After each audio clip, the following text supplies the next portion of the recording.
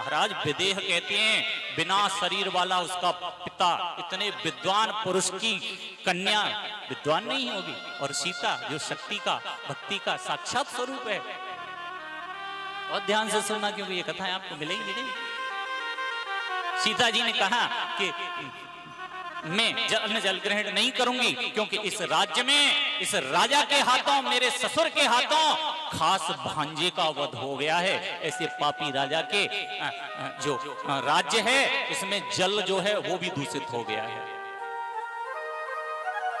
जिस राज्य में अग्निहोत्र ब्राह्मण नहीं हो ना, उस राज्य का जल भी कोई ग्रहण करता है तो पाप लगता है। क्या करूं? कैकेयी ने कहा दशरथ जी से पूछो। दशरथ जी के पास खबर भेजी गई।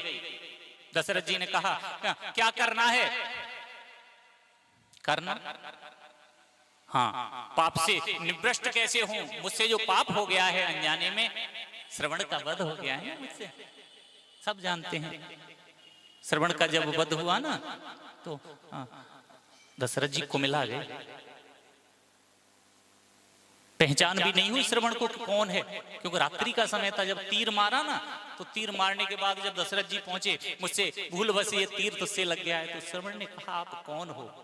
तो दशरथ जी के तो कंठ अवरुद्ध है, जब मुंह से शब्द ही नहीं निकलता।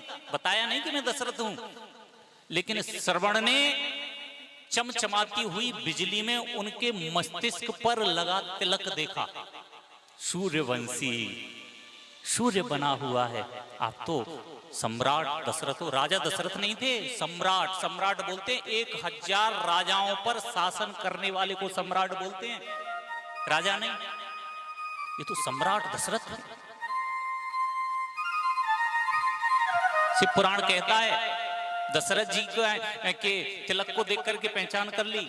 हमारे सनातन धर्म में तिलक ही नहीं लगाते, क्या पहचान करेगा कोई? यही नहीं पता चलता कबीर पंथी है, वैष्णव है, संत है, समझ में नहीं आता। तिलक जरूर लगाना चाहिए।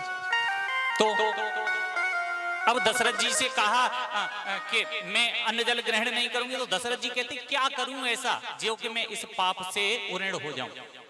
सीता जी कहने लगी करना चाहते हो? हाँ, सुनो, कोई ऐसा ब्राह्मण नियुक्त करो, क्योंकि वेद कहता है ब्राह्मणोश्य मुखाशीत, मैं ब्राह्मणों का मुख हूं। भगवान स्वयं कहते हैं वेद में। तो क्या करूं? बोले किसी ऐसे ब्राह्मण को नियुक्त करो जो तुम्हारे यहाँ भोजन कर सके। दशरथ जी बोले ये कौन सी बड़ी बात है, अयोध्या में बहुत ब्राह्मण हैं, मैं किसी को भी बुला करके निमंत्रण दे करके भोजन करा दूंगा। एक क्या तुम कहो 100 ब्राह्मणों को भोजन करा दूं।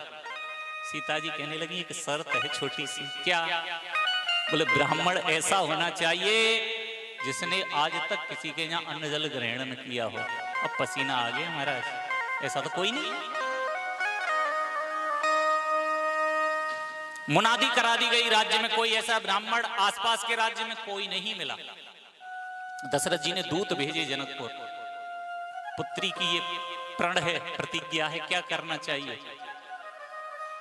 जनक जी ने कहा मेरी पुत्री बहुत होशियार है, वो स्वयं आपको निदान बता देगी, एक बार पूछो।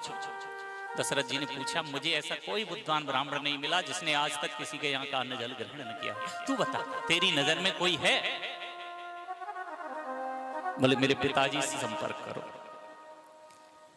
कहते हैं जनक जी को बुलाया गया। अयोध्या जी में आकर के जल ग्रहण नहीं किया जनक जी ने, पुत्री के यहाँ का जल ग्रहण नहीं करते। जनक जी बोले हाँ, दुनिया में मात्र पृथ्वी पर एक ऐसा ब्राह्मण है जिसने आज तक किसी के यहाँ अन्न जल ग्रहण नहीं किया। दशरथ जी बोले बताओ बताओ कौन है? लंका का राजा रावण, जिसने आज तक किसी के यहाँ न अन्न ग्रहण किया न जल ग्रहण किया। अगर सामर्थ्य है तो निमंत्रण देकर के बुला लो और भोजन करा दो, पाप से उऋण हो जाओगे। दशरथ जी ने निमंत्रण लिखवाया, दूत को भेजा। दूत ने जाकर के लंका में निमंत्रण दिया। उस समय घर पर रावण जी मौजूद नहीं थे। मंदोदरी के हाथों वो संदेश पहुंच गया। मंदोदरी ने पढ़ करके देखा भोजन का निमंत्रण है, छुपा लिया। रावण जी जब आए तो मैंने थोड़ी देर पहले आपको बताया, स्त्री जो चाहे जब ही घर को मंदिर बनाया जा सकता है।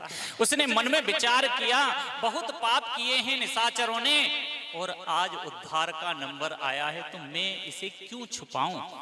और रावण जी किसी के यहाँ अन्न जल ग्रहण करने जाते नहीं, त्रिलोकपति है महाराज, वो किसके यहाँ जाएगा। लेकिन मंदोदरी ने आते ही कहा, महाराज मैं आज आपसे कुछ मांगना चाहती हूँ। रावण जी बोले, मांगो। बोले, महाराज थोड़ा कठिन विषय है, मेरा एक अनुरोध है, उसे आप स्वीकार करोगे। तो रावण जी ने कहा कि तुम मेरी परम प्रिय पत्नी हो, धर्म पत्नी हो, मैं तुम्हारा जो भी आदेश होगा उसे मानूंगा, अब बताओ। मंदोदरी ने कहा, महाराज ये निमंत्रण आया है अयोध्या से, इसमें लिखा है कि आप उनके यहाँ जाकर के भोजन कर लें। रावण जी कहने लगे, ठीक, मैं कल भोजन करने चला जाऊंगा। और वही हुआ, निमंत्रण स्वीकार किया। दूसरे दिन सीता जी ने अपने हाथों से रसोई बनाई। नौकर के हाथ से कभी भोजन नहीं कराना चाहिए, कभी किसी ब्राह्मण को नहीं, कोई पुण्य तुम्हें नहीं मिलेगा, उसे मिलेगा बनाने वाले को। स्वयं अपने हाथों से स्वच्छता के साथ रसोई बनाई। रसोई बनाने के बाद परोसकारी की। परोसकारी करके श्री रावण जी महाराज भोजन के लिए बैठे और भोजन किया, संतुष्टिपूर्ण भोजन किया। और भोजन करने के बाद जब चलने का नंबर आया रावण जी का, तो सीता जी ने कहा, ब्राह्मण को भोजन के बाद दक्षिणा दी जाती है और आप इस समय अयोध्या में हो, मैं चाहती हूं कि आप दक्षिणा अपने मुंह से मांगो। रावण जी कहने लगे, आज तक हमें कोई मुंह मांगी दक्षिणा दे नहीं पाया, इसलिए आप हमें दे नहीं पाओगे। सीता जी ने कहा, आप मांग करके तो देखो, जो मांगोगे वो मिलेगा। क्या क्या रावण जी ने कहा, ठीक है, देना चाहती हो तो एक वरदान दे दो। भोजन के बदले में वरदान मांगा रावण जी ने, क्योंकि रावण जी जानते हैं कि ये शक्ति का अवतार है। ज्योतिष का प्रकांड विद्वान है, वो चेहरा देख करके पढ़ लेता है। और बहुत पहले से जानते थे रावण जी महाराज कि मेरी मृत्यु कहाँ होगी, कब होगी, किसके हाथ होगी। आप रामायण अच्छे से पढ़िए, वाल्मीकि रामायण पढ़ लीजिए, ज्यादा नहीं तो। उसमें दशरथ जी से, अज से, दिलीप से, रघु से, सब राजाओं से युद्ध हुआ है। अरण्य ऋषि से शुरू हुआ है, अरण्य सूर्यवंश के सब पहले राजा थे, उनसे युद्ध हुआ। और वही अरण्य ने श्राप दिया था कि मेरे कुल में राम पैदा होगा और तेरा नाश करेगा। आनंद रामायण में लेखा आया है, जब कौशल्या का विवाह हो रहा है तभी रावण जी ने कौशल्या और दशरथ को बंद कर दिया है। तो बहुत लंबी कथाएं हैं। आज जानते हैं कि ये शक्ति का साक्षात स्वरूप है, जो मांगूंगा वो देगी। रावण